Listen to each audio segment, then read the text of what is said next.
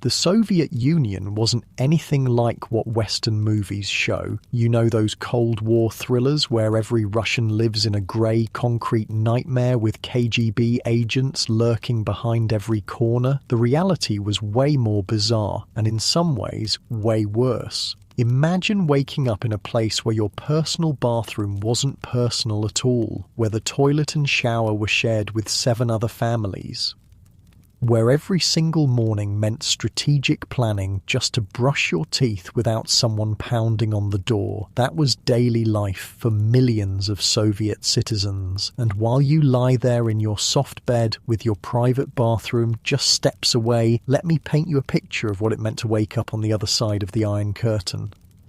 Oh, and if you're enjoying these stories, I'd really appreciate a like or subscribe. Super curious where you're all listening from, so drop a comment with your location and what time it is there. Always blows my mind how people are falling asleep to this all over the world. Alright, let's head back to the Soviet Union of the 1950s. Trust me, it's going to be quite a ride. But first, get comfortable. Seriously, adjust those pillows, pull up that blanket, because where we're going, you're going to want to be cozy.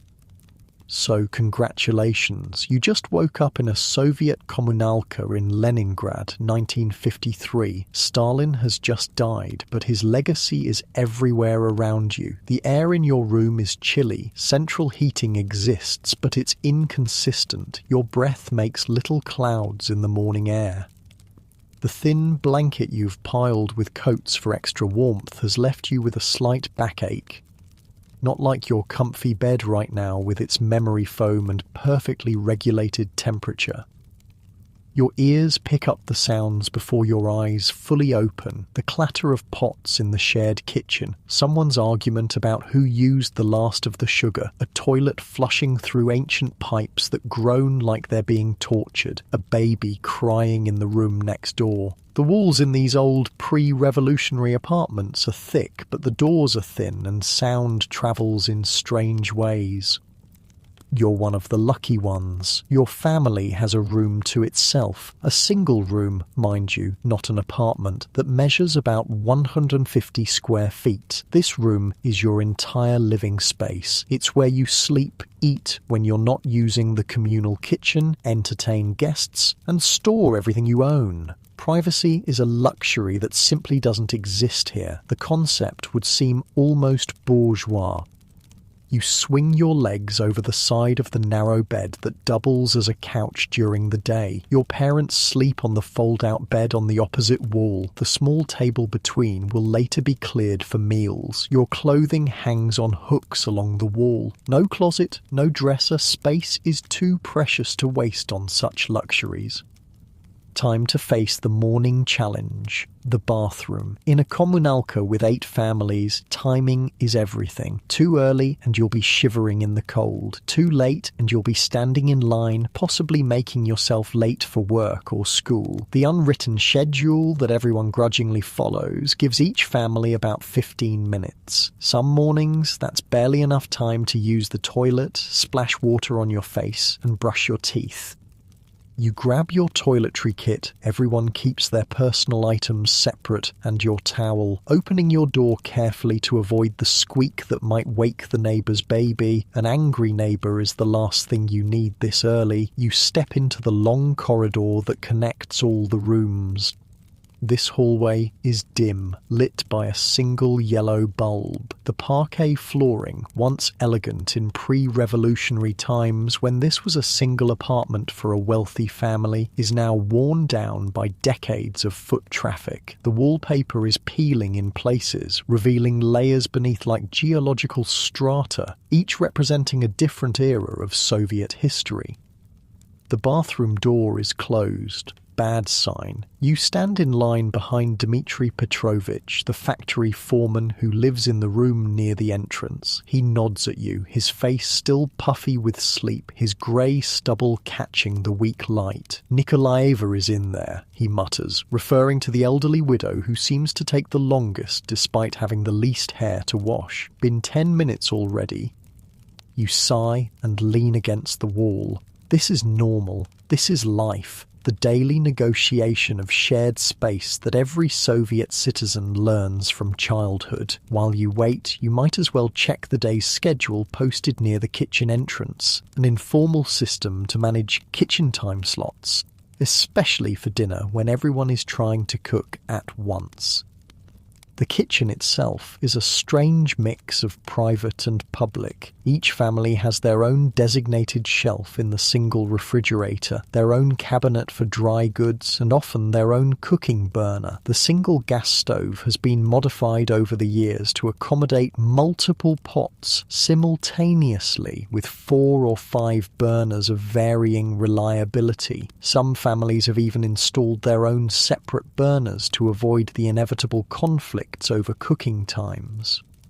Finally, the bathroom door opens. Steam billows out as Nikolaeva emerges, her thin hair wrapped in a towel. She gives you a curt nod as she passes. Dmitry Petrovich gestures for you to go ahead. His need is less urgent than yours, a small kindness in a system where small kindnesses matter enormously. The bathroom is basic, a stained tub with a shower attachment, a toilet with a chain pull, a cracked sink. The hot water is actually hot this morning, a good omen for the day ahead. You rush through your routine, keeping one eye on your watch. 7 minutes, 8. You need to leave enough time for others. Back in your family's room, your mother is already up, heating water on the small electric burner that's technically not allowed, but that everyone has anyway. It's for tea, the lifeblood of any Russian morning. The samovar, a family heirloom that somehow survived the revolution, the civil war, the purges, and the Great Patriotic War, what Russians call World War II, sits ready to serve. Hurry, she says, not unkindly. Your father has already gone to the bread line. This is part of the daily choreography as well. Your father rises before dawn 3 times a week to stand in line at the bakery. Fresh bread is one of the reliable pleasures of Soviet life, and the state keeps it affordable, but you have to be willing to wait for it. On his assigned days, your father brings back enough for your family and for the Kuznetsovs down the hall, and on alternate days, Mr. Kuznetsov does the same. These unofficial arrangements, these systems of mutual aid, are how people survive. Your mother hands you a cup of strong black tea and a bowl of kasha, buckwheat porridge, sweetened with a precious spoonful of sugar. You eat quickly, standing up to save time, the routine so ingrained you barely notice it anymore. They're saying there might be oranges at the gastronome today, your mother says, referring to the state food shop 3 blocks away. I'll try to go during my lunch break. Oranges. The word itself feels exotic, a burst of colour in the monochrome winter. They appear rarely, these southern fruits, making their way to Leningrad from Soviet Georgia, or sometimes even from abroad. Their scarcity makes them special. If your mother is lucky enough to get some, one will be saved for a special occasion. Maybe even New Year's, still months away. You finish your tea, grab your coat from its hook, heavy wool, practical rather than fashionable, and prepare to face the day. Before leaving, you check yourself in the small mirror near the door. Your clothes are clean and presentable, if not exactly stylish.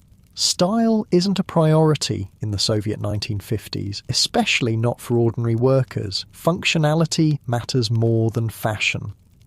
Outside the apartment, the stairwell is dark and smells faintly of cabbage and tobacco. The elevator, installed sometime in the 1930s, has been broken for as long as anyone can remember. You walk down 5 flights, your footsteps echoing in the stairwell.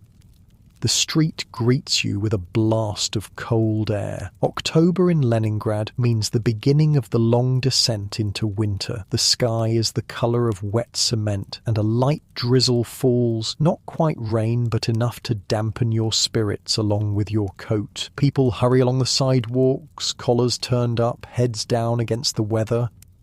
The tram stop is crowded with workers heading to the morning shift. You join the huddle, stamping your feet against the cold. When the tram finally arrives, it's already full, but somehow everyone manages to squeeze aboard, bodies pressed together in a strange intimacy that nobody acknowledges.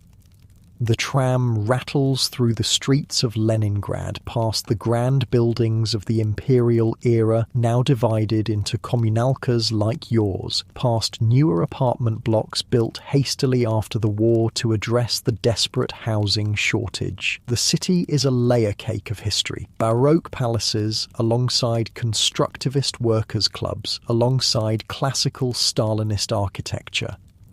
Through the fogged windows, you catch glimpses of the city waking up, lines already forming outside shops, women with string bags hoping for a delivery of something worth buying, street sweepers in orange vests clearing the previous day's debris, posters on walls proclaiming the success of the latest 5-year plan, showing happy workers exceeding their quotas, their faces alight with socialist fervour.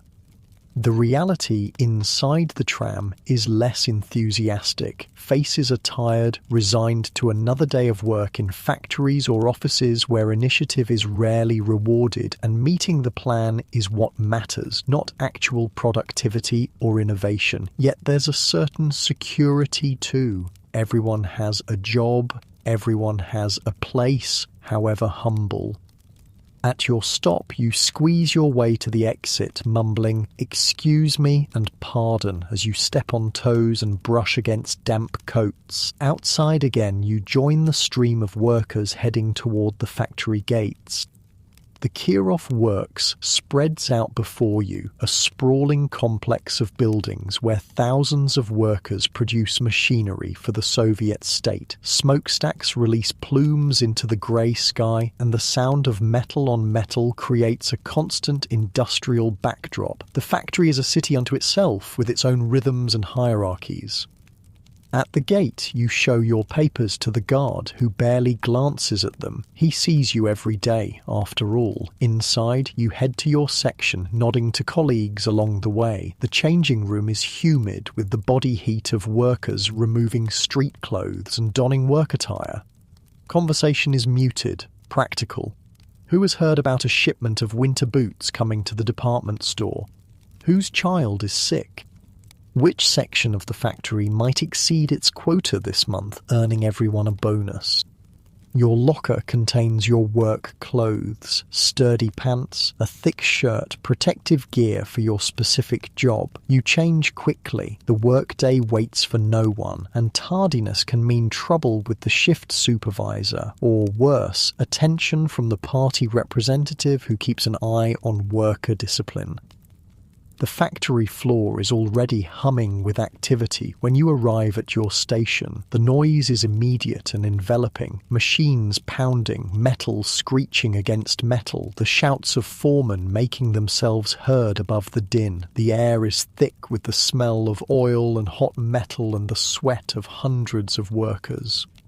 Your job is precise and repetitive, operating a lathe that shapes metal components for tractors. These tractors will go to collective farms across the Soviet Union, part of the endless drive to mechanize agriculture and increase production. You take pride in your work, despite the monotony.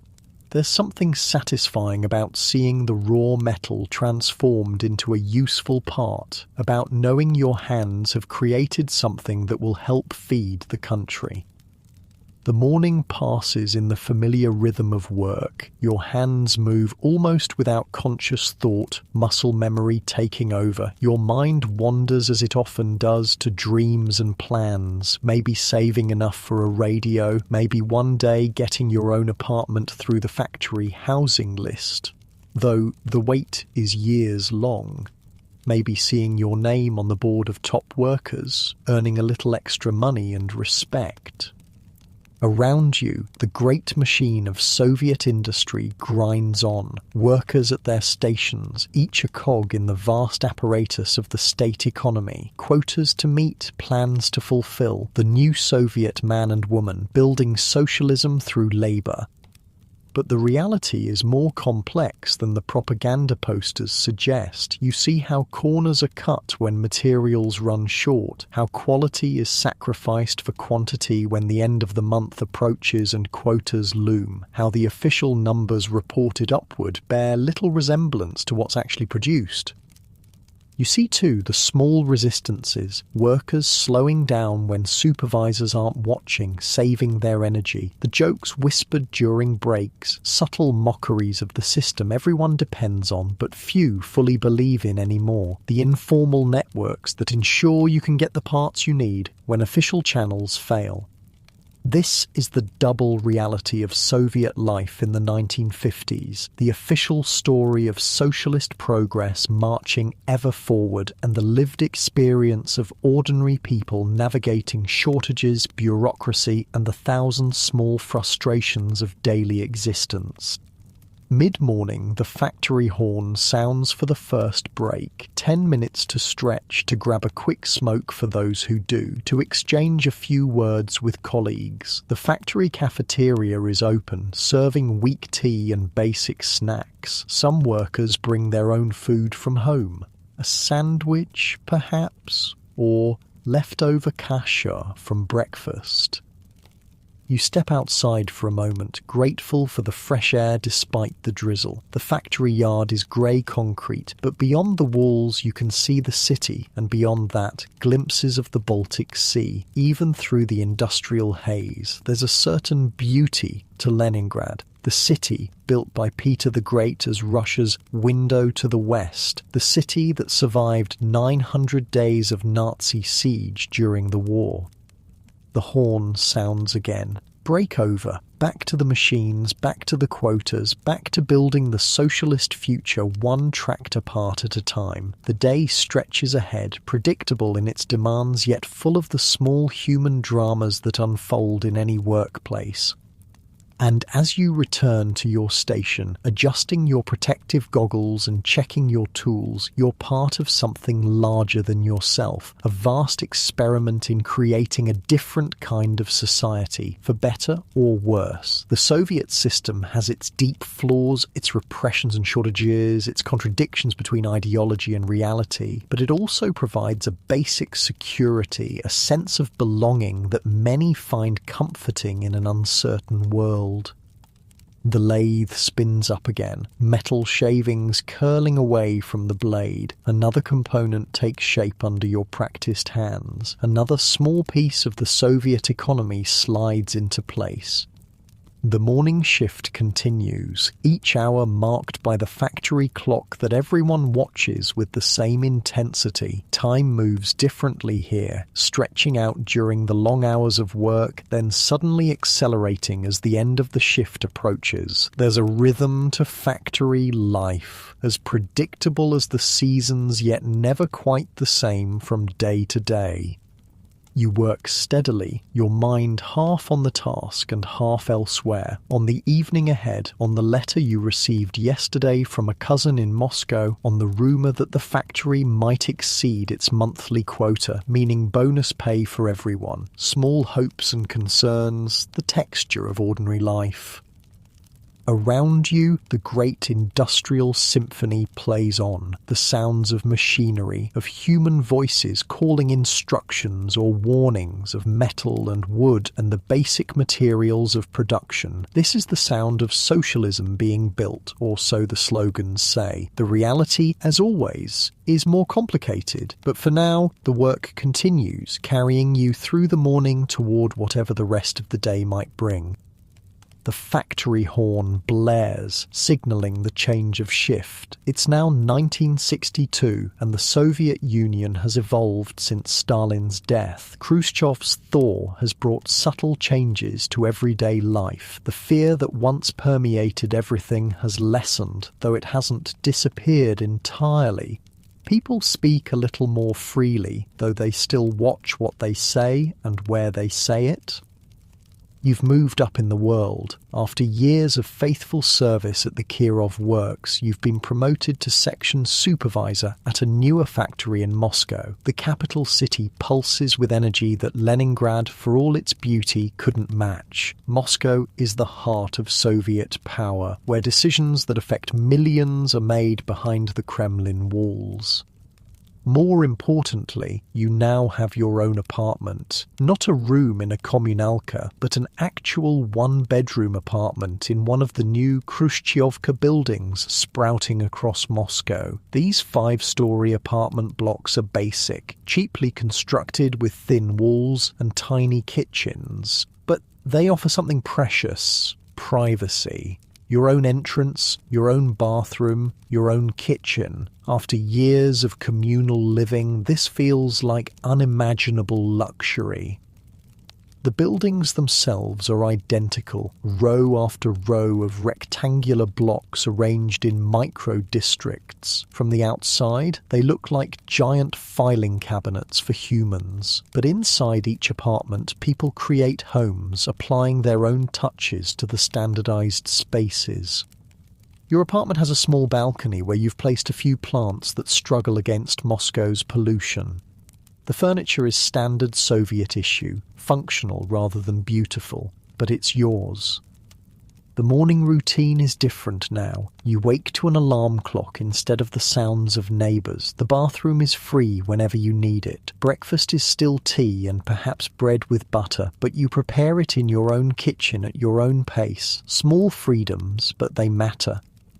Your commute has changed too. The Moscow metro is a marvel of Soviet engineering and architecture. Unlike the utilitarian subway systems of many Western cities, Moscow's stations are underground palaces decorated with mosaics, sculptures, and chandeliers. Propaganda? Yes, but beautiful propaganda, designed to elevate the daily experience of the ordinary worker, to suggest that the Soviet system values them enough to make even transit beautiful. You stand on the crowded platform surrounded by workers heading to factories, offices and construction sites across the capital. The train arrives precisely on schedule. The Moscow metro is famously reliable, and you squeeze aboard with dozens of others. Despite the crowd, there's a peculiar silence. Few people chat during the Moscow commute. Some read newspapers or books, but most just stare ahead, lost in thought, saving energy for the workday ahead. Your stop is in an industrial district on Moscow's outskirts. The factory itself is newer than the Kirov Works, built during the post-war industrial expansion. It produces components for Soviet televisions, still a luxury item for many families, but increasingly common as the Soviet standard of living slowly rises. As section supervisor, you have responsibilities beyond your own productivity. You oversee 20 workers, making sure they meet their quotas, maintaining discipline, and dealing with the inevitable problems that arise when materials run short or machinery breaks down. It's a delicate position, caught between the demands of upper management and the realities faced by workers on the floor. You arrive early, as always. Good supervisors set an example. Your office is little more than a glass-walled cubicle at the edge of the factory floor, but it represents your rise within the system. On the desk sits a photo of your family, a telephone that connects to other departments, and stacks of paperwork, the endless documentation that oils the gears of the Soviet bureaucracy.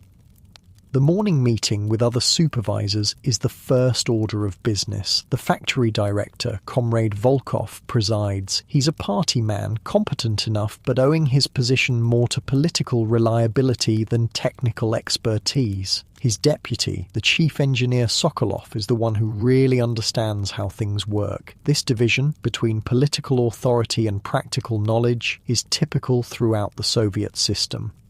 Comrades, Volkov begins. I've just come from the ministry meeting. The plan targets for the third quarter have been increased. We're expected to raise production by 12%. A murmur runs through the room. 12% is substantial, especially mid-year when resources have already been allocated based on the original plan. "Where are we supposed to get the additional materials?" asks Antonina Sergeyevna, supervisor of the assembly section. She's been at the factory since it opened and isn't afraid to ask difficult questions. Volkov shrugs slightly. "The ministry assures us the supply increases will follow. In the meantime, we must find reserves within our current allocations."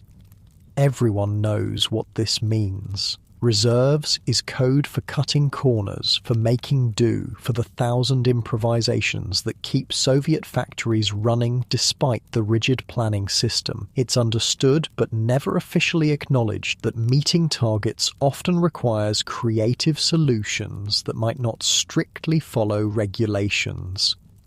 The meeting continues with updates on various issues, a delayed shipment of components from Sverdlovsk, a visit from party officials next week, the upcoming factory sports competition. Throughout, there's the subtext that everyone understands. The official goals and the practical realities rarely align perfectly, and the gap must be navigated carefully.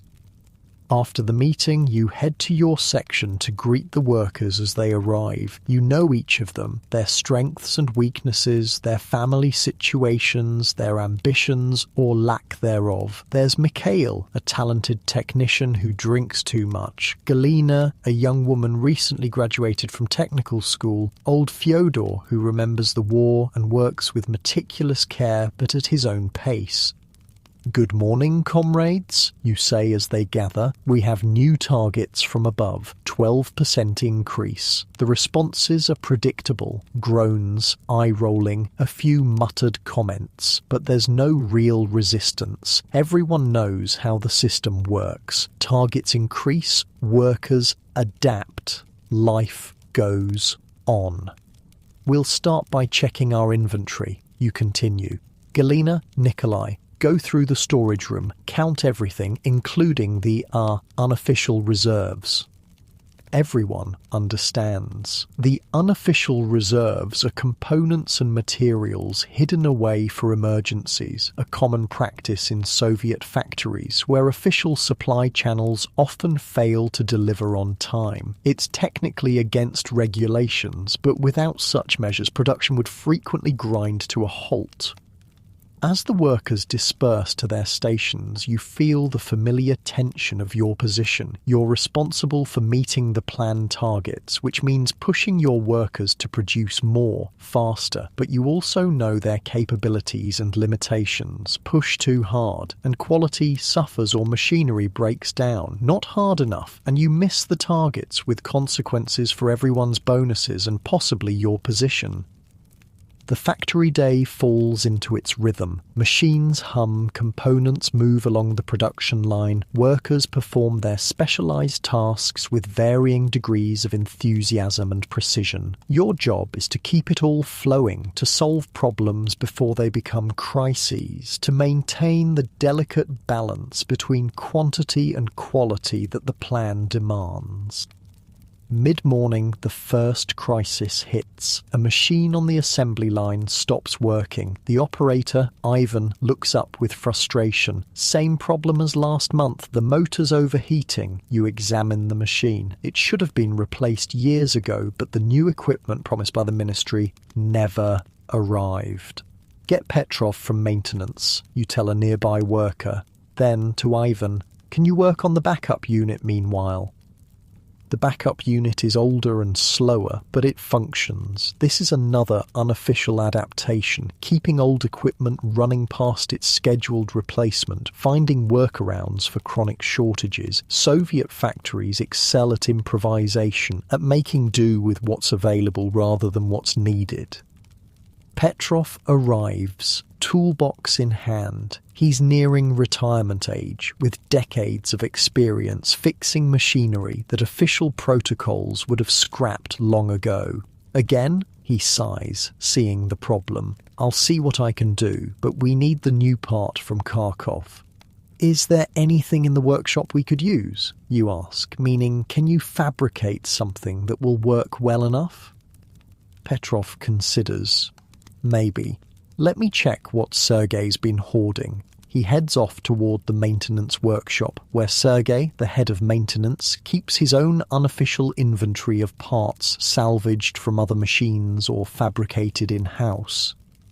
This is how things actually get done, through personal connections, unofficial channels, and creative interpretations of the rules. The formal system, with its rigid plans and centralized allocation of resources, is too slow and unresponsive to meet the daily challenges of production.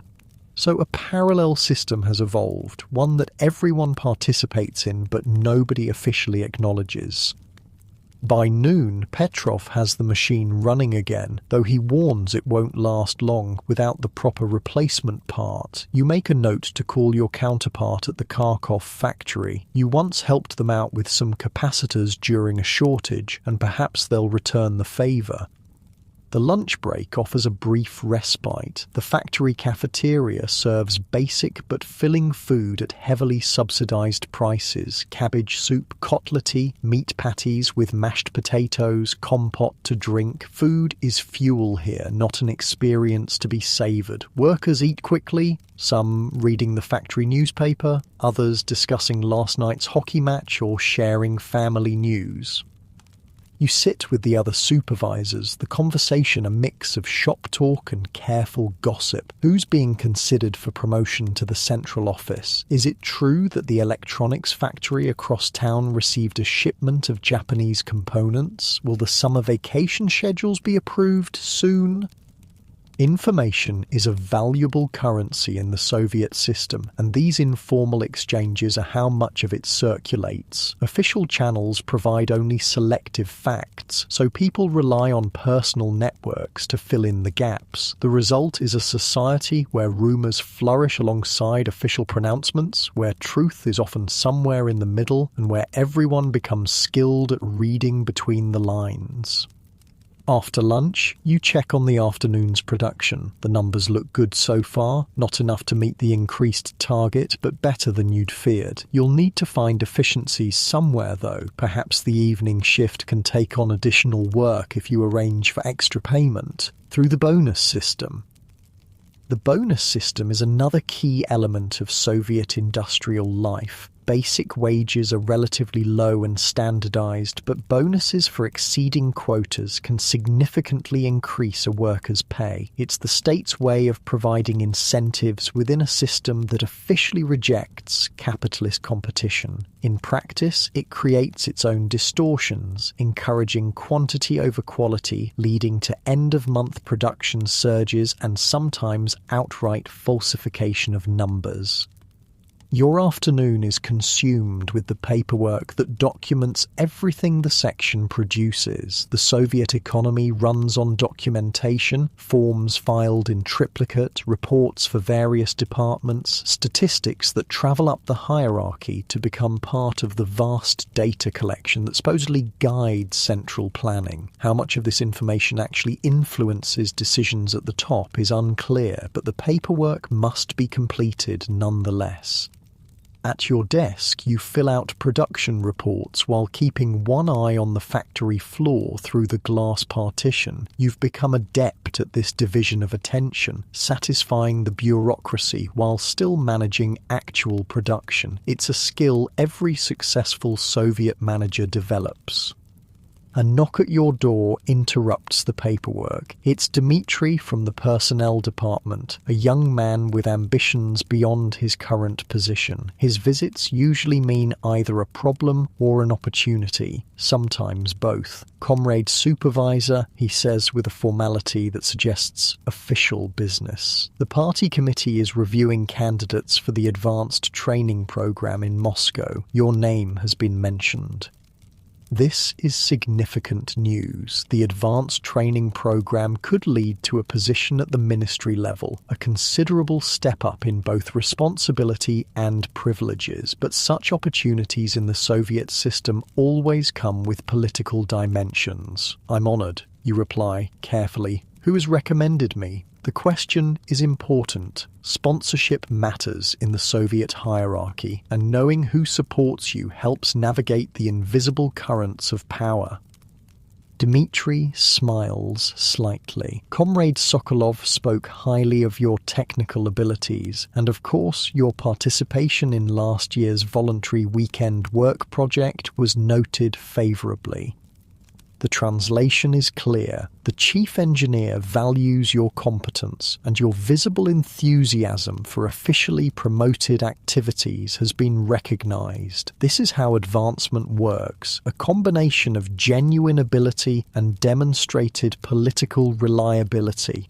Not party membership necessarily, many managers aren't party members, but at least a willingness to participate in the rituals that affirm loyalty to the system. The committee would like to see more involvement in the factory's political education sessions, Dmitri adds. Perhaps you could lead one next month? The topic is technical innovation in service to socialist construction, and there's the implicit bargain. Show more political engagement and the path to advancement opens wider. It's not crude coercion. You could decline without immediate consequences, but the incentives are clear.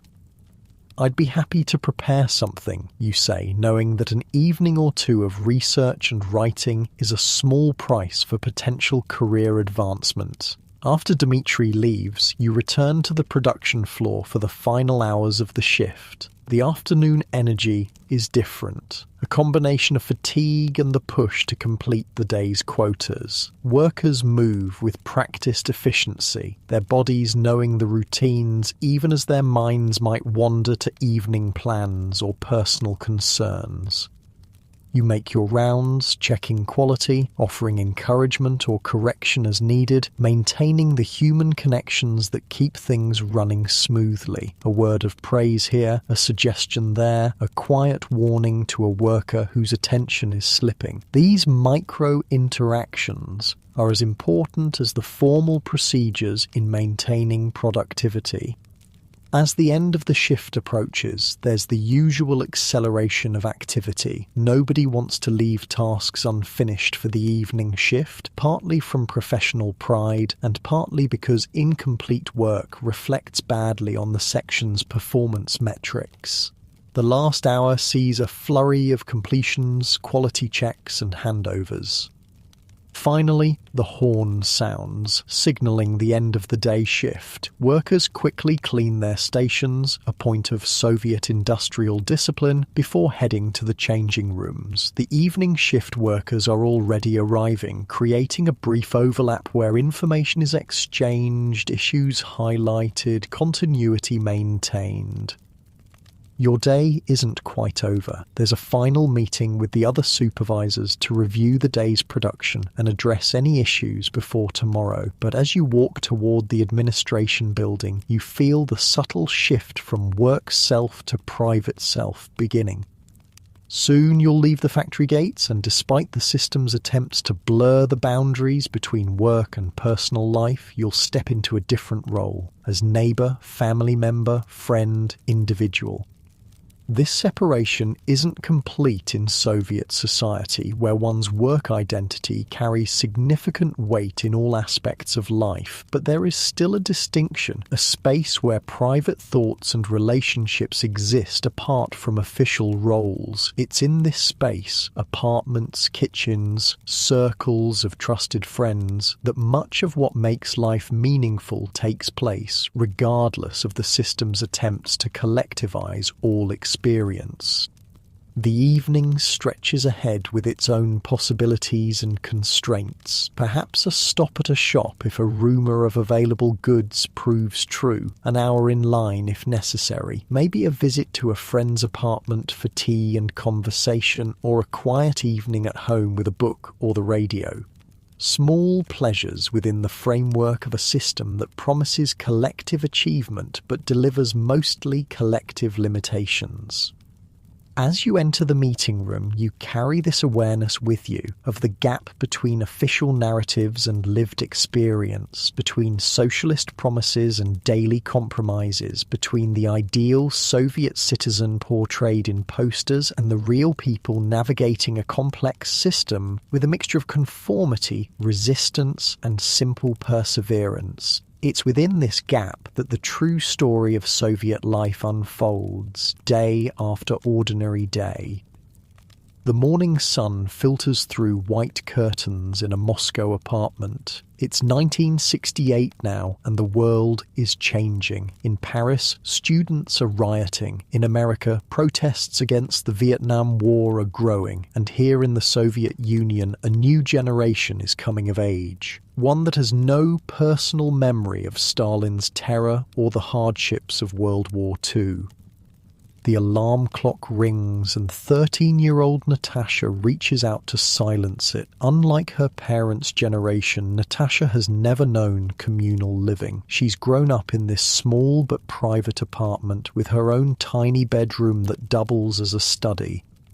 The room contains a narrow bed, a desk, and bookshelves filled with carefully selected volumes, from approved Soviet children's stories to translations of Jules Verne and Jack London that introduce young Soviet citizens to foreign worlds in politically acceptable packages.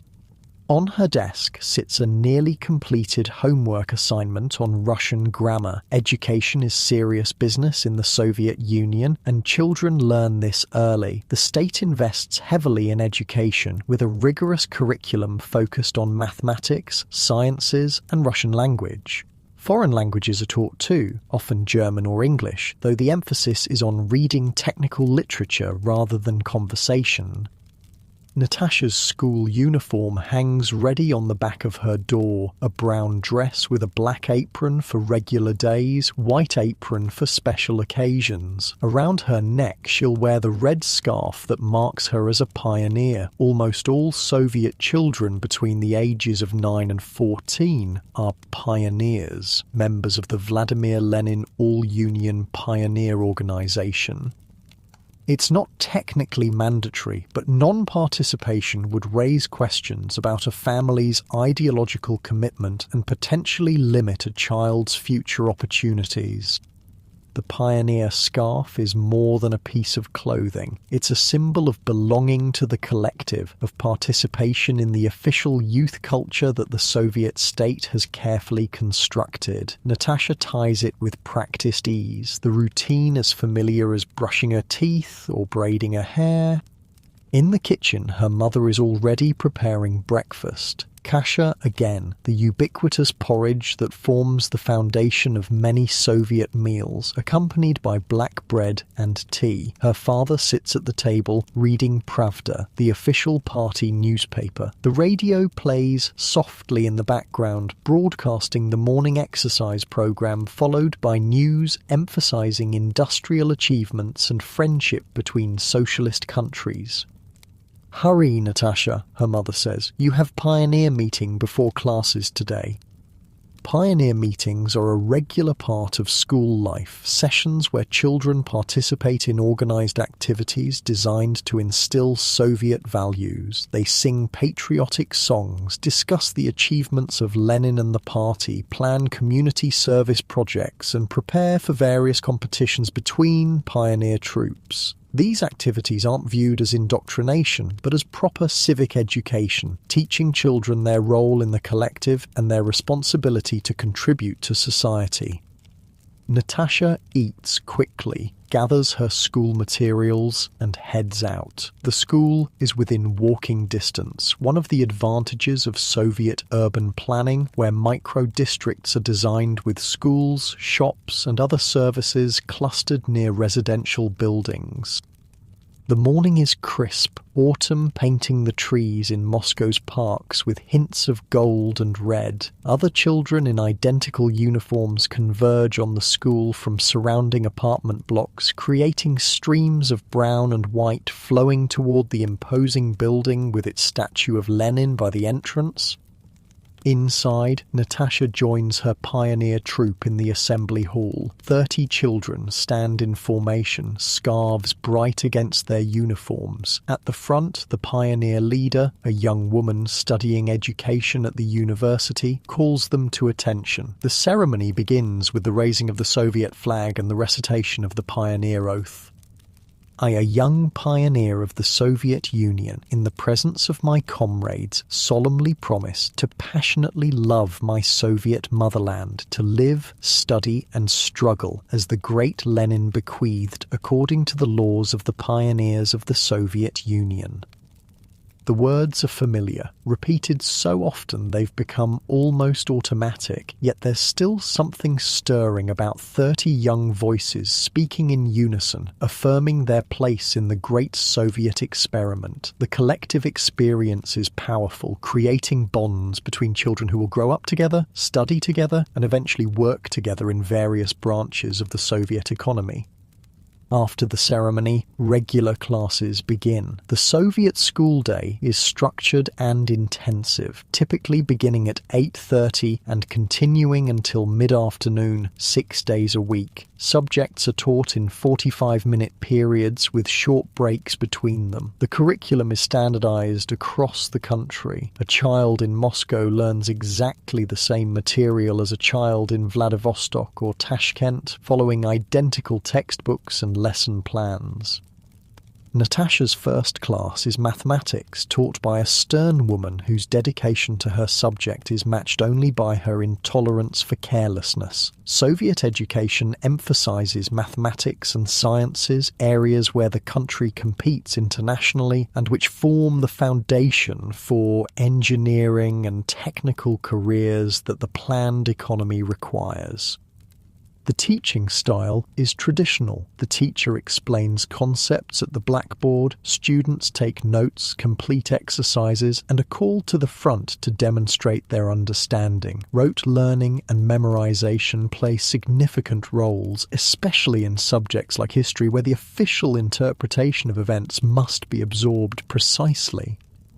But there's also genuine intellectual rigour, particularly in mathematics and sciences. By the time they finish secondary school, Soviet students have typically completed coursework in algebra, geometry, trigonometry, calculus, physics, chemistry, and biology at levels that often exceed Western requirements for college admission. After mathematics comes Russian literature, another cornerstone of Soviet education. Students study the classics of Russian literature extensively, though the interpretations are filtered through the lens of Soviet ideology. Pushkin, Tolstoy, and Chekhov are presented not just as great writers, but as critics of the pre-revolutionary order and forerunners of Soviet consciousness. For lunch, students eat in the school cafeteria, a simple meal of soup, kotlety, meat patties, and compote, fruit drink, subsidized by the state to ensure all children receive proper nutrition regardless of family circumstances. The equality of the cafeteria, like the uniformity of dress, reinforces the collective nature of Soviet education. Afternoon classes include history, taught strictly according to Marxist-Leninist principles, with emphasis on class struggle and the inevitable progress towards socialism, and physical education, where basic fitness is supplemented with pre-military training, especially for boys. The Soviet system views physical development as inseparable from intellectual growth, preparing children to be both productive workers and defenders of the socialist homeland if necessary. After school, Natasha doesn't immediately return home. Like many Soviet children, her day includes extracurricular activities organised through the school or the pioneers. Today, it's choir practice, preparing patriotic songs for the upcoming celebration of the October Revolution. Other days might involve sports, chess club, technical circles where children learn basic engineering skills or various forms of community service. These activities serve multiple purposes. They provide safe, supervised environments for children of working parents. They develop talents that might serve the state, and they further socialize children into Soviet values and collective behavior. They're also genuinely enjoyable for many children, offering opportunities to develop friendships and interests beyond the academic curriculum. Evening falls early in Moscow autumn. By the time Natasha returns home, streetlights are already glowing in the gathering dusk. Her parents won't be home for another hour. Both work full-time, like almost all Soviet adults. The apartment is empty, but Natasha has her key on a string around her neck, another marker of Soviet childhood where independent responsibility comes early. She makes herself a simple snack and settles at her desk to complete homework. The amount is substantial. Soviet education demands significant study outside classroom hours. Tonight's assignments include mathematics problems, memorization of a Pushkin poem, and preparation for an upcoming geography test on the industrial resources of the Soviet republics. Around 7, her parents return from work, tired but carrying a small treasure, oranges, a rare treat secured through her father's workplace distribution. Such parallel systems of allocation, where goods are distributed through workplaces rather than shops, help compensate for the chronic shortages in regular retail. Dinner is simple but filling. Cabbage soup, buckwheat with a small portion of meat, black bread and tea. The family eats together, discussing their days. Natasha's father asks about school. Her mother reminds her about the winter clothes that need mending. The radio plays softly in the background, now broadcasting classical music rather than news. After dinner comes the family's television time. The television set in the corner of the living room is relatively new, a source of pride and the centre of evening entertainment. Programming is limited to a few state-controlled channels, broadcasting a mixture of news, educational programs, classical music performances, approved films, and occasional light entertainment.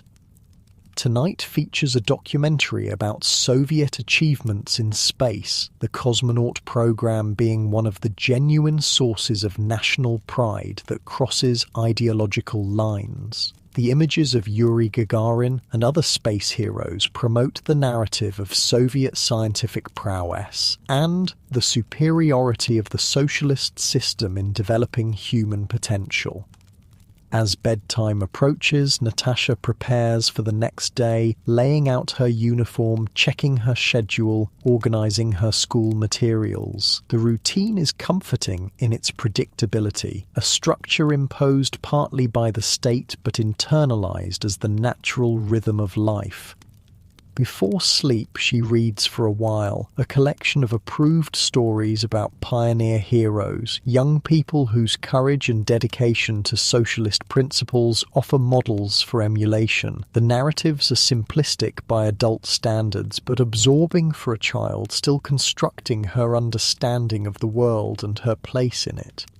5 years pass. Natasha is now 18, in her final year of secondary school, and the decisions that will shape her adult life are approaching. The Soviet education system has tracked students throughout their school years, identifying aptitudes and directing them toward appropriate futures. Natasha's strong performance in mathematics and sciences has marked her as a candidate for higher education, perhaps in engineering or medicine. University admission is competitive but based primarily on academic performance rather than financial resources. Education at all levels is free, with stipends provided for university students. However, the number of places in each field is carefully planned according to the state's projected needs for various specialists. Personal preference is considered but subordinate to economic requirements. The Komsomol, the Communist Union of Youth, which most Soviet young people join at 14 when they graduate from the pioneers, plays a significant role in this transition period. Membership is even more important than pioneer participation, as it becomes part of an individual's permanent record and can significantly affect future opportunities. Komsomol recommendations influence university admissions and job placements, creating strong incentives for active participation and demonstrated ideological commitment. Natasha attends a Komsomol meeting at school where university options are being discussed. The room is more subdued than pioneer gatherings. These are young adults now, more aware of the system's constraints even as they participate in its rituals. The Komsomol leader, a university student fulfilling his own obligation for social activism, presents information about various institutions and the application process.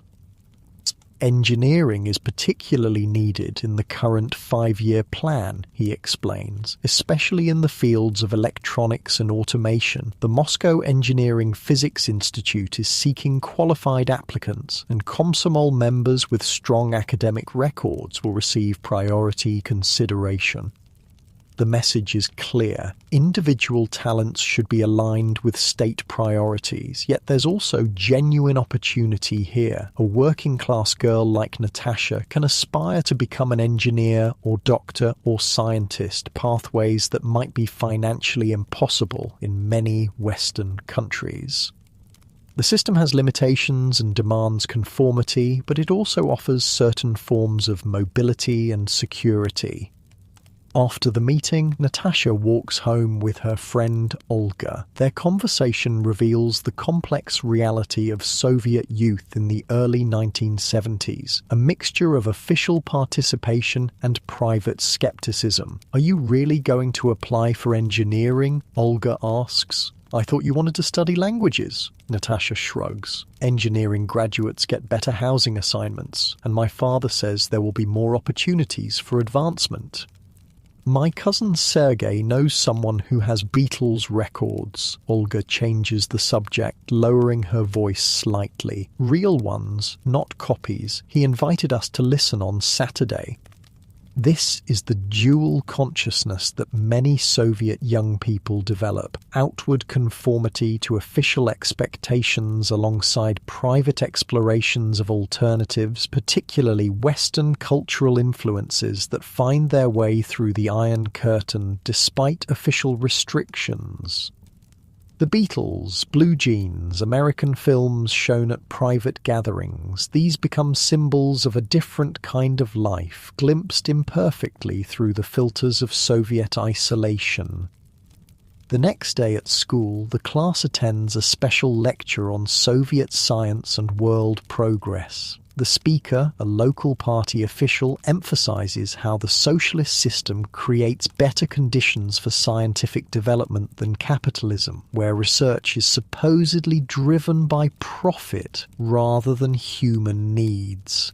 The students listen with expressions of appropriate interest, taking notes that might be checked for ideological correctness. Afterward, in the corridor, brief comments are exchanged. "My uncle works at the Research Institute," one boy whispers. "He says they're 5 years behind the Americans in computer technology." Such private assessments, shared only with trusted friends, create an alternative information ecosystem running parallel to official pronouncements. Most young people become adept at navigating between these worlds, knowing when to demonstrate enthusiasm for Soviet achievements and when it's safe to acknowledge their limitations. For most, this isn't experienced as painful hypocrisy, but as a practical adaptation to reality. They genuinely value certain aspects of Soviet life: the security, the community, the ideals of equality and collective welfare, while recognizing the system's failures to fully deliver on its promises. Few envision overthrowing the system. They simply create spaces within it where private truths can exist alongside public performances. In the school library, Natasha researches university options. The books are well worn but comprehensive, covering various institutions and fields of study. The librarian, an older woman who has worked at the school for decades, offers guidance based on her knowledge of generations of students who have passed through. The Polytechnic has an excellent program in electrical engineering, she suggests. Several of our graduates have done well there, and the dormitories are newer than at some other institutions. Such practical considerations, the quality of housing, the reputation of professors, the availability of stipends, shape educational choices as much as academic interests. The Soviet system promises education based on merit, but navigating its realities requires knowledge of its unofficial hierarchies and networks. As the school year progresses, Natasha and her classmates prepare for final examinations and the transition to adult life. For some, this will mean university studies. For others, technical schools that provide more specialised training. For still others, immediate entry into the workforce. All know that their performances now will significantly influence their future paths within the system. The future stretches before them, predictable in its broad outlines but with variations possible within its structures. They will become engineers, doctors, teachers, factory workers, office employees, contributing to the socialist economy in assigned roles. They will receive apartments eventually, though often after years on waiting lists. They will marry, have children, vacation at state-run resorts on the Black Sea if they're fortunate. Few imagine the system itself might not endure. The Soviet Union in the early 1970s appears stable despite its inefficiencies and constraints. The experiences that have shaped these young people, the pioneer ceremonies, the Komsomol meetings, the standardized education with its emphasis on collective achievement, have prepared them for integration into the existing order, not for its transformation. Yet change is already working beneath the surface. The generation coming of age has subtly different expectations than their parents, shaped by relative material security rather than revolutionary fervour or wartime sacrifice. They take certain benefits for granted while being more aware of the system's limitations, especially in comparison to glimpsed Western alternatives. They don't yet know it, but they are living through what will later be called the era of stagnation, the Brezhnev years, when the Soviet system maintained stability at the cost of dynamism, when economic growth slowed while official rhetoric remained triumphant, when the gap between public statements and private realities gradually widened. For now, though, they focus on immediate horizons, examinations to prepare for, university applications to complete, Komsomol responsibilities to fulfill. The system has shaped them, but they are beginning to shape their own responses to it, finding spaces for individual meaning within collective frameworks. They are both products of Soviet education and something more complex, young people with dreams and doubts, conformity and curiosity, moving toward an adulthood whose contours are still forming in the changing light of history. The record player spins quietly in the corner of a Moscow apartment. It's 1975 now, and the needle drops on a vinyl disc marked with Melodia, the state record label. The music that emerges is officially approved Soviet estrada, popular music with orchestral accompaniment and clear vocals, singing of love, nature, and occasionally patriotic themes. Natasha, now 25, sits in an armchair, listening. After graduating from the Moscow Engineering Physics Institute, she works as an engineer at a research facility in the capital. The small apartment is her own, allocated through her workplace after a 2-year wait, a relatively short time by Soviet standards. The furnishings are the standard Soviet issue that everybody recognizes. The same wall unit, the same sofa, the same lamps available in state stores across the country. But there are personal touches too. Books fill the shelves, classics of Russian literature, technical volumes related to her field, and a few treasured foreign works in translation that circulate among friends. A handmade macrame wall hanging created during a phase when this craft became inexplicably popular throughout the Soviet Union adds texture to the otherwise plain wall. On the small balcony, potted plants bring a touch of nature into the urban setting. The record finishes and Natasha carefully puts it away before selecting another, this one not from Melodia but a bootleg recording of Western music copied onto old X-ray films in a process known as music on ribs. The sound quality is poor but the Beatles' songs are recognisable. This small act of cultural rebellion isn't particularly dangerous in the mid-1970s. The harshest repression of the Stalin era is long past, but it still exists in a grey area, neither fully approved nor actively prosecuted. This is the complex reality of Soviet leisure in the Brezhnev era, a mixture of state-provided entertainment, personal creativity within approved channels, and quiet exploration of alternatives that push against official boundaries without directly challenging them. The telephone rings, interrupting the music. It's Olga, Natasha's friend since school days, now a doctor at a Moscow clinic. "Are you still coming to the film tonight?" she asks. "They're showing The White Sun of the Desert at the Cosmos."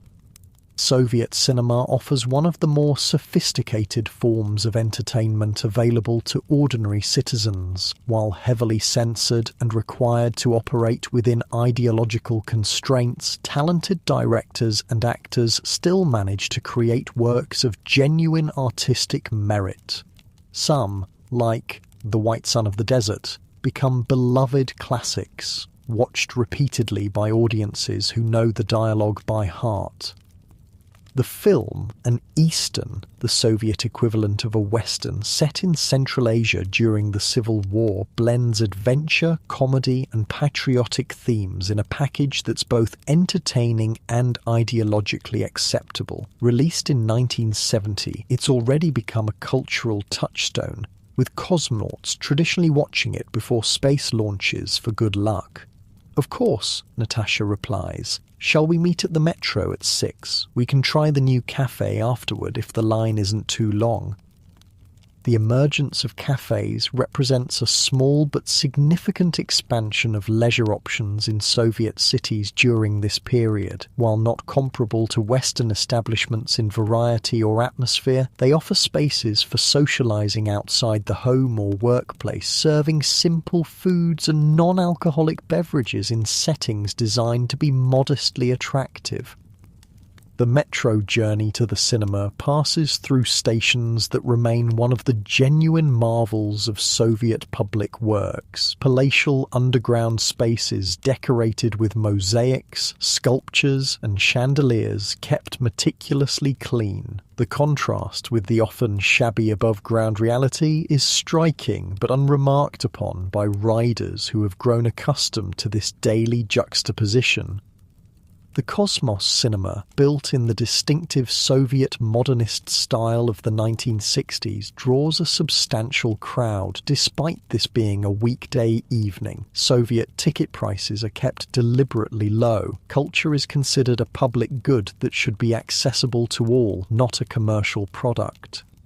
Inside, before the film, newsreels play, a standard feature of Soviet cinema showings. These present carefully selected current events, emphasizing industrial achievements, fraternal relations with socialist countries, and the contrast between peaceful Soviet life and the supposed chaos and exploitation of the capitalist world. The audience watches with the polite attention given to official communications, neither fully believing nor openly questioning. The film itself draws more genuine engagement, laughter at the comedic moments, quiet appreciation of the beautiful desert landscapes, enjoyment of performances by actors who have become familiar presences in Soviet cultural life. The shared experience creates a temporary community among the audience, a collective participation in cultural life that remains one of the strengths of the Soviet system despite its many constraints. Afterward, Natasha and Olga walk to the cafe, continuing a conversation about the film that shifts easily between aesthetic appreciation and mild critique, the latter kept within safe boundaries by unspoken mutual agreement. Even in the relative relaxation of the Brezhnev era, certain topics remain sensitive, and Soviet citizens develop an intuitive sense of where the lines are drawn. The cafe is moderately crowded but not full. They find a table and order coffee and pastries. The quality is mediocre by international standards, but this isn't the point. The setting provides a space for conversation, for connection, for a small pleasure in the rhythm of work and domestic responsibilities. Their discussion moves from the film to mutual friends, workplace situations, and eventually to Olga's upcoming vacation on the Black Sea coast. This is another standard feature of Soviet life, the annual vacation at subsidized resorts, known as sanatoria, provided through workplaces or trade unions. These vacations combine rest, medical treatments, and structured activities in a package that reflects the Soviet approach to leisure as something that should be both enjoyable and improving. "I've been assigned to Sochi this year," Olga explains. 2 weeks in August, the clinic director said it was a reward for exceeding our preventative care targets. Such allocations, putevki or vacation vouchers, are distributed through workplaces based on a combination of merit, need, and sometimes connections. The better resorts are highly sought after, particularly those on the Black Sea coast with its relatively warm climate and beaches, a precious commodity in a country where much of the territory experiences harsh winters. "You're fortunate," Natasha replies. "I'm still waiting to hear about my application. Last year I ended up at a sanatorium outside Moscow because all the southern spots were taken."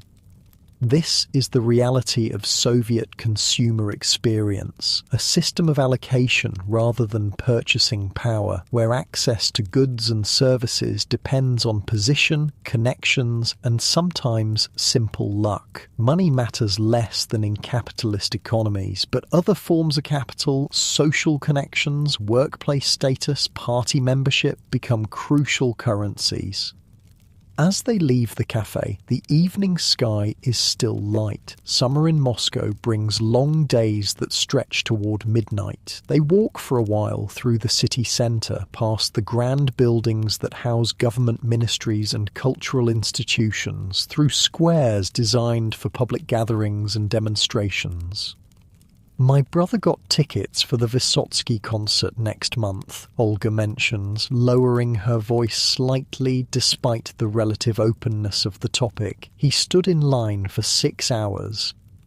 Vladimir Vysotsky occupies a unique position in Soviet cultural life of the 1970s, immensely popular for his raspy-voiced performances of songs that push against official constraints without crossing into outright dissidence. His concerts are always sold out, his records nearly impossible to find through official channels but widely circulated through unofficial recordings.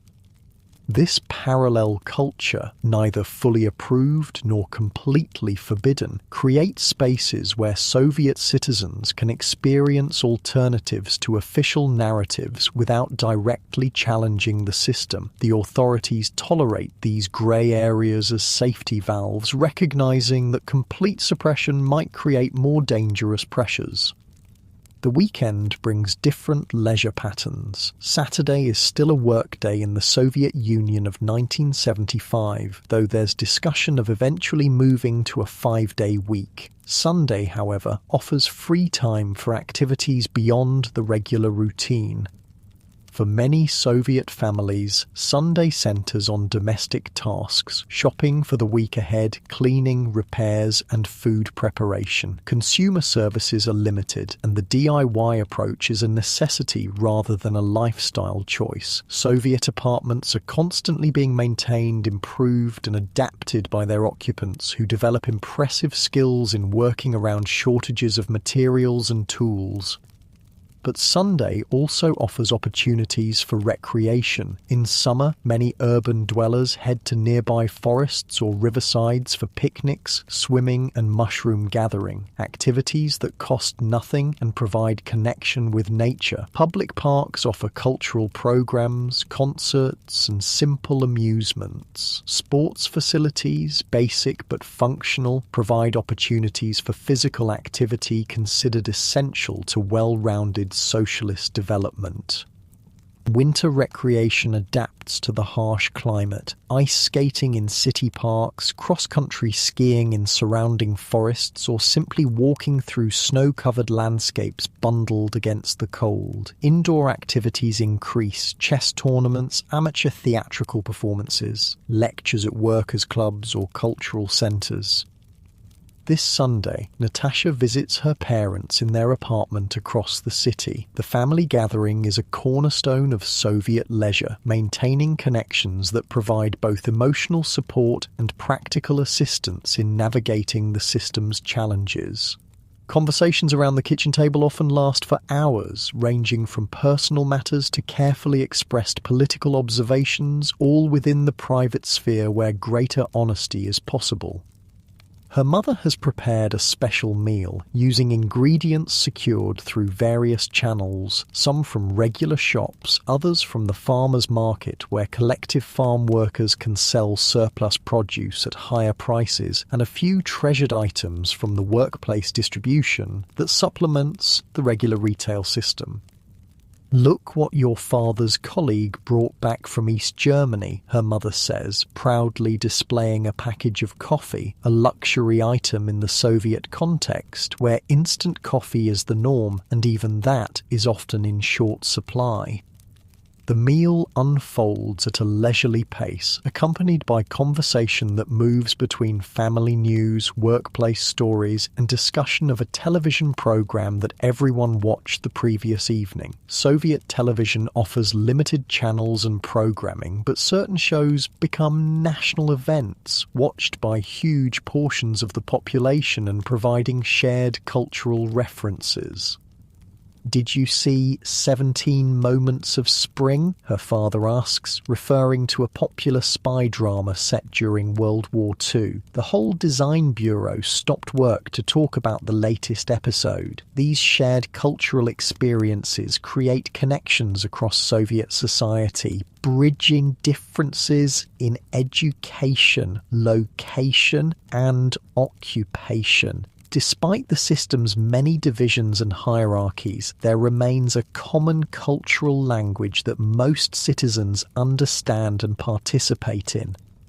After the meal, they listen to a radio program featuring classical music, another area where Soviet cultural provision excels. The state's emphasis on high culture means that classical music, ballet, and theatre receive substantial support, with performances accessible to ordinary citizens through subsidised tickets and regular broadcasts.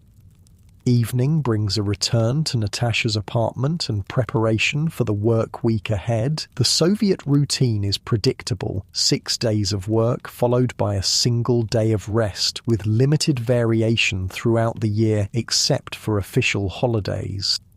These holidays provide important punctuation in the Soviet calendar, combining ideological commemoration with genuine celebration. Revolution Day, November 7th, and May Day, May 1st, feature official parades followed by family gatherings. New Year's Eve, the major non-ideological celebration, includes decorated trees, secular versions of Christmas trees, special foods, and the exchange of gifts brought by Grandfather Frost rather than Santa Claus. Such celebrations blend state ceremony with personal warmth, official narratives with private meanings. Another example of how Soviet citizens create spaces for authentic connection within ideological frameworks. The working week begins again on Monday, with its familiar rhythms of metro journeys, workplace interactions, and evening returns to private spaces. For Natasha, like many Soviet professionals, work provides not just income but identity and social connections. Her research facility, like most Soviet workplaces, functions as more than just a site of production or research. It's also a social institution that organizes various aspects of employees' lives, from housing allocation to vacation vouchers, from political education to cultural activities. The workplace trade union arranges theatre outings, sporting events, and holiday celebrations. This integration of work and social life reflects the Soviet attempt to create all-encompassing collectives that provide for citizens' needs while maintaining ideological alignment. The result is a system where private life never fully separates from public roles, where workplace relationships carry significant weight in overall social networks. One evening after work, Natasha attends a lecture at the House of Scientists, one of many specialized cultural centers that cater to particular professional groups. The topic is cybernetics, a field that has had a complex relationship with Soviet ideology but is now cautiously embraced as necessary for economic development. The audience consists mainly of specialists in related fields, creating an environment where technical discussions can occur with relatively limited ideological framing. Such professional gatherings offer spaces for more open exchange of ideas, though still within boundaries that participants understand intuitively. Afterward, a small group continues the discussion at a colleague's apartment, one of the informal gatherings where Soviet intellectual life often flourishes most authentically. In private spaces, with trusted associates, conversations can explore implications and questions that might be problematic in public settings. These kitchen table discussions, whether among family members, friends, or colleagues, represent a vital layer of Soviet social experience. Behind closed doors, people speak more freely, share unsanctioned materials, and develop perspectives that may diverge from official positions without constituting active opposition. For most Soviet citizens, this dual consciousness doesn't feel like hypocrisy, but like a practical adaptation to reality, accepting the system's constraints while creating spaces for authentic connection and meaning within them. Few actively oppose the regime. Most simply navigate its contours, finding niches where personal fulfillment remains possible. The week continues with its mixture of work obligations and modest leisure opportunities. One evening brings a visit to the Tretyakov Gallery, where Russian and Soviet art is displayed in a setting that emphasizes cultural continuity and national achievement. Another evening is spent at home, with a book borrowed from a friend, a translation of a foreign novel that isn't officially banned, but isn't widely available either. Weekend plans develop, perhaps a visit to the countryside if the weather holds, or a gathering at a friend's apartment to listen to music and talk. These small pleasures, these moments of connection and aesthetic enjoyment provide texture and meaning within the larger structures of Soviet life. This is leisure in the Soviet Union of the mid-1970s, limited by material constraints and ideological boundaries, yet still offering spaces for enjoyment, creativity, and human connection. The system shapes available options, but doesn't fully determine how individuals experience them or what meanings they create together. As Natasha prepares for sleep, her mind reviews the week ahead, work responsibilities, an upcoming visit from an old university friend, plans to search for winter boots that are rumoured to be available at a particular store. The mixture of routine certainties and small uncertainties that constitutes daily life in a system that promises complete security, yet delivers unpredictable shortages and constraints. The room darkens as she turns off the lamp, Outside, Moscow continues its nighttime existence, quieter than during the day but never completely still. The vast apparatus of the Soviet state surrounds her, with its power to allocate resources, define acceptable expression, and shape life trajectories. Yet within this system, individuals continue to create connections, find meanings, and build lives that are never fully captured by official categories or narratives. Sleep approaches gradually, bringing temporary release from the negotiations and adaptations that Soviet life requires. Tomorrow will bring another day of navigating between public performance and private authenticity, between collective imperatives and personal aspirations. But for now, there is just the darkness, the quiet, and the drift toward dreams that remain beyond the state's ability to plan or direct. Evening shadows lengthen across Moscow as the sun sets behind the city's distinctive skyline. It's 1983 now, and subtle changes are rippling through Soviet society. The long tenure of Leonid Brezhnev ended with his death the previous year, and after the brief leadership of Yuri Andropov, the system seems to be drifting, uncertain of its future direction. In her Moscow apartment, Natasha, now 33, prepares dinner in her small kitchen. The apartment feels more settled now, accumulated possessions, giving it the lived-in quality that comes with years of habitation. Photographs on the walls document personal history. Family gatherings, vacations at Black Sea resorts, celebrations with friends. Books have multiplied on the shelves, representing years of careful collection through official bookstores, second-hand shops, and exchanges with friends.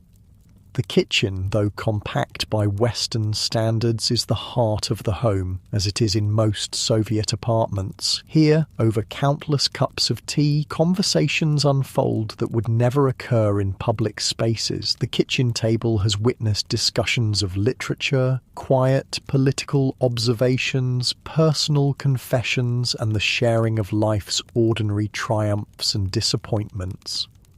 Tonight, Natasha is expecting guests, a small gathering of close friends who meet regularly in each other's homes. Such gatherings represent one of the most valued forms of Soviet leisure, especially as the initial energy of the Brezhnev years has faded into what many now call stagnation.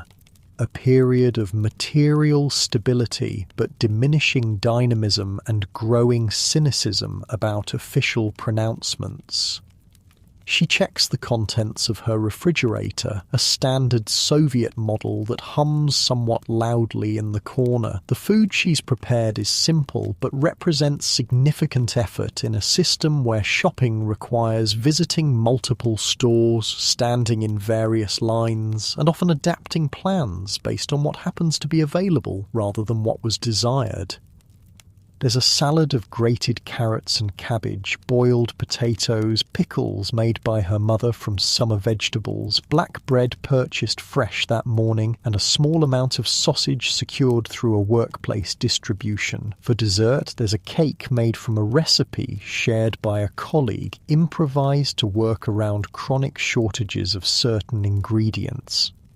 The doorbell rings and Natasha welcomes her first guests, Olga and her husband Mikhail carrying a bottle of Soviet champagne, Sovetskoye Shampanskoye, the sweet, inexpensive, sparkling wine that accompanies most Soviet celebrations. They're followed shortly by Viktor, a colleague from the Research Institute, and Irina, a university friend who now teaches literature at a secondary school.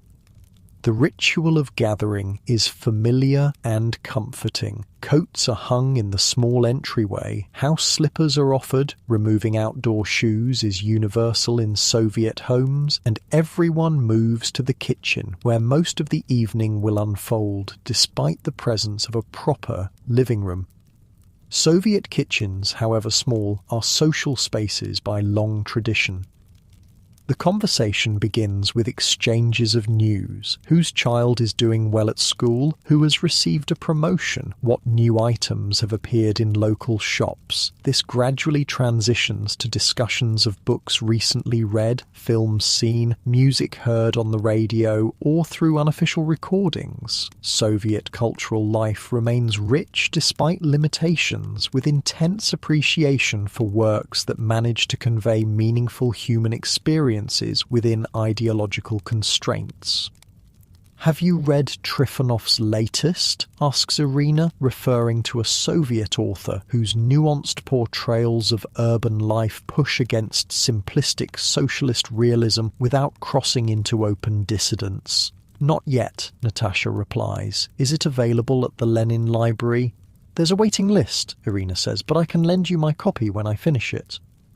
Such sharing of books, both officially published works that are simply hard to find due to limited print runs and unofficially circulated materials from abroad or by unpublished Soviet authors, creates networks of readership that supplement the official distribution system. As the evening progresses, the conversation deepens, touching on subjects that would be approached more cautiously in public settings. Not outright political opposition, few ordinary Soviet citizens engage in that, but more honest assessments of daily realities. Quiet acknowledgement of the gap between official promises and lived experiences. "My department hasn't received new equipment in 3 years, Victor notes. We're supposed to be developing cutting-edge technology with machines from the 60s. Others nod in recognition. The Soviet economy's growing difficulties are evident in workplaces across the country, though official media continues to report fulfilled plans and advancing socialism. This disconnect between rhetoric and reality has become a defining feature of late Soviet life, creating a society where most people participate in official rituals while maintaining private reservations. The television plays softly in the background. The evening news program Vremya, with its predictable format of leadership activities, industrial achievements, and critical reports on Western societies. Nobody pays much attention. Television in Soviet homes often serves as background rather than focus, except for particularly popular programs or films. After dinner, they move to the living room where Natasha's prized possession, a cassette player acquired through considerable effort and expense, allows them to listen to music that ranges from official Soviet recordings to unofficially duplicated Western albums. The sound quality is mediocre, but the content provides connection to a broader world of musical expression than state radio typically offers. The evening unfolds at a gentle pace, without the need to check watches or rush home. Public transportation runs until midnight in Moscow, and these gatherings of friends represent too important a source of connection and authentic exchange to be curtailed by concerns about the hour. Conversation turns to children. Olga and Mikhail have 2, now in primary school, and the complexities of raising them within the Soviet system. Parents navigate between wanting their children to fit in, to have the opportunities that come with successful participation in official structures like the Pioneers and Komsomol, and wanting to instill values that may sometimes conflict with official messaging. Sasha came home reciting that America wants war and the Soviet Union wants peace, Olga says of her 8-year-old son. "I tried to explain that ordinary people everywhere mostly want the same things. This delicate balancing act, teaching children to navigate the system without being fully defined by it, occupies many Soviet parents of this generation, themselves raised with less ambivalence about official narratives but now more aware of their limitations." As the evening continues, the conversation shifts to practical matters, strategies for securing scarce goods, information about which shops have received shipments of needed items, advice on navigating bureaucratic processes for anything from internal travel permits to apartment repairs. Such practical knowledge, shared through personal networks, is essential to successful navigation of the Soviet system. Official channels provide limited and often unreliable information, while personal connections offer both practical assistance and emotional support in dealing with the system's frustrations. Around 11, the gathering begins to disperse. The friends take their leave with warm embraces and plans for the next meeting, perhaps at Olga and Mikhail's apartment next month. The connection these evenings provide, the opportunity to speak more freely, to share authentic reactions to life's experiences, makes them precious in a society where public and private expressions often diverge significantly.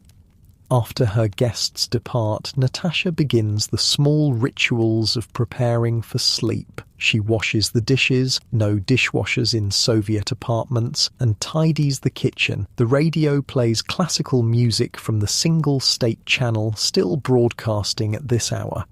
She waters the plants on her windowsill, living things that bring nature into the urban apartment and require daily attention that grounds her in simple, tangible care. The bathroom routine is basic by Western standards of the 1980s. Soviet apartments have hot water and indoor plumbing, but products are limited. A standard soap, basic toothpaste, simple shampoo. The consumer variety that characterizes Western personal care is absent here, where functionality matters more than choice or luxury. In her bedroom, Natasha sets the alarm clock for the morning and turns back the covers of her bed. The bedding is sturdy and practical, like most Soviet consumer goods, designed for durability rather than style, expected to last for years rather than being regularly replaced. Before sleep, she reads for a while, a collection of poems by Anna Akhmatova, whose work, once suppressed, is now cautiously published in the somewhat more relaxed cultural climate of the post-Stalin decades. The poems speak of suffering, resilience, and the preservation of human dignity under difficult circumstances, themes that resonate across Soviet experience even when not explicitly political. Outside the window, Moscow settles into night. The huge city, capital of the world's largest country, never fully sleeps, but its rhythms slow. Factories operate around the clock, but shops are closed. Theatres and concert halls dark. Offices empty until morning. The metro runs less frequently, though it never completely stops. The vast apparatus of the state continues functioning, power plants generating electricity, security services monitoring, the basic infrastructure of urban life maintained. Natasha's thoughts drift as sleep approaches. Her life has unfolded within the structures of the Soviet system, education directed toward economic needs, housing allocated through official channels, leisure shaped by state provision and limitations. Yet within these structures, she has created a meaningful existence, professional accomplishment, deep friendships, appreciation of culture, small daily pleasures that accumulate into a life uniquely her own. Like most Soviet citizens, she has developed a dual consciousness, participating in official rituals and narratives while maintaining private understandings that sometimes complement and sometimes contradict them. This isn't experienced as painful hypocrisy, but as a practical adaptation to reality, a way of preserving authentic selfhood within systemic constraints. As sleep draws nearer, her thoughts become more fragmentary, moving between memories, current concerns, and vague plans for the days ahead. The rhythm of Soviet life is predictable in its broad outlines: work, household tasks, social gatherings, official holidays marking the calendar year. Within this predictability, small variations and personal meanings create texture and significance. What she doesn't know, cannot know, as she drifts towards sleep in 1983, is that the system surrounding her, which appears solid and permanent despite its inefficiencies and constraints, has less than a decade remaining. The Soviet Union, which has shaped every aspect of her life, from education to housing to the food on her table, will dissolve before the 1980s end. The signs of strain are visible: economic stagnation, technological lag behind the West, growing cynicism about official pronouncements, but few imagine complete transformation rather than gradual reform. The vocabulary for what might replace the Soviet system doesn't yet exist in common discussion. The possibilities remain unarticulated except in dissident circles far from mainstream experience. For now, there is just this apartment, this evening, this gradual transition from wakefulness to sleep. Outside, the huge country continues its existence, spanning 11 time zones, encompassing hundreds of ethnic groups, structured by a political system that has endured for nearly 7 decades. Inside, a single citizen concludes her day, one life among millions, shaped by this vast experiment in creating an alternative to capitalism with all its achievements and failures. A few years later, in 1985, a new leader named Mikhail Gorbachev will ascend to power, introducing concepts like glasnost, openness, and perestroika, restructuring, that will unleash forces beyond his ability to control. The rigid structures of Soviet life will begin to loosen, creating both new possibilities and new uncertainties. For ordinary citizens like Natasha, these changes will bring complex mixtures of opportunity and challenge. Greater freedom of expression and access to previously restricted information will expand horizons. Economic reforms will create possibilities for initiative and entrepreneurship alongside inflation and instability. The solid guarantees of the Soviet system, guaranteed employment, stable prices, predictable if limited consumer access, will give way to the volatile dynamics of markets still taking shape.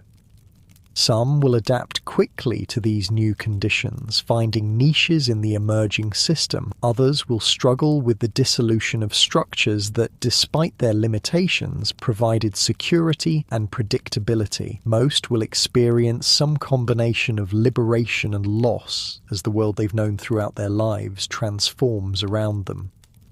But all of that lies in an unimaginable future as Natasha drifts towards sleep on this Moscow night in 1983. Her thoughts slow, her breathing deepens, and the day's experiences gradually dissolve into the approaching landscape of dreams.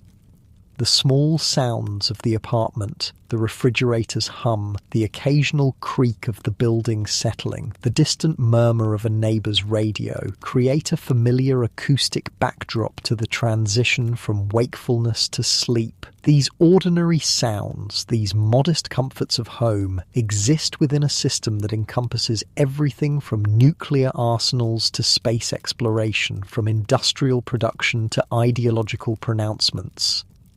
This is the paradox of individual existence within vast political structures, that personal experience remains intimate and specific even while shaped by forces operating at national and global scales. Natasha's sleep, like her waking life, unfolds within contexts. She didn't choose but has learned to navigate, finding spaces for authentic being within circumstances partly given and partly created. Outside her window, stars are visible through breaks in the cloud cover, the same stars seen from Washington or London or Beijing, indifferent to the ideological divisions of Earth. Inside, a citizen of the Soviet Union completes her day like millions of others across the country, each with unique dreams and concerns, each with personal joys and sorrows that transcend political categories, even while influenced by them. As consciousness fades, the boundaries between historical context and individual experience blur. There is just this moment, this gradual release of waking awareness, this drift toward the renewal that sleep provides. The complexities of Soviet life, its achievements and failures, its security and constraints, its collective narratives and private truths recede temporarily as sleep approaches. In this transition between wakefulness and dreams, between public participation and private renewal, Natasha's experience touches something universal. Beyond systems and ideologies, beyond the specific structures of Soviet life or its alternatives, there remains the basic human cycle of activity and rest, engagement and withdrawal, the social world and the intimate space of sleep. And as her breathing deepens and her thoughts scatter like leaves in a gentle wind, she crosses the border between historical specificity and the shared human experience of surrender to sleep. The Soviet citizen becomes simply a sleeping person, joined in this most basic of experiences with humans everywhere, regardless of the systems they inhabit or the ideologies they embrace or reject. The night deepens, Moscow sleeps, not everyone at once, but in overlapping cycles of rest and wakefulness that maintain the city's essential functions while allowing its citizens necessary renewal. Tomorrow will bring another day of navigation through the structures and possibilities of late Soviet life. But for now, there is just the darkness, the quiet, and the universal human journey into sleep. And with that, close your eyes and drift off to sleep.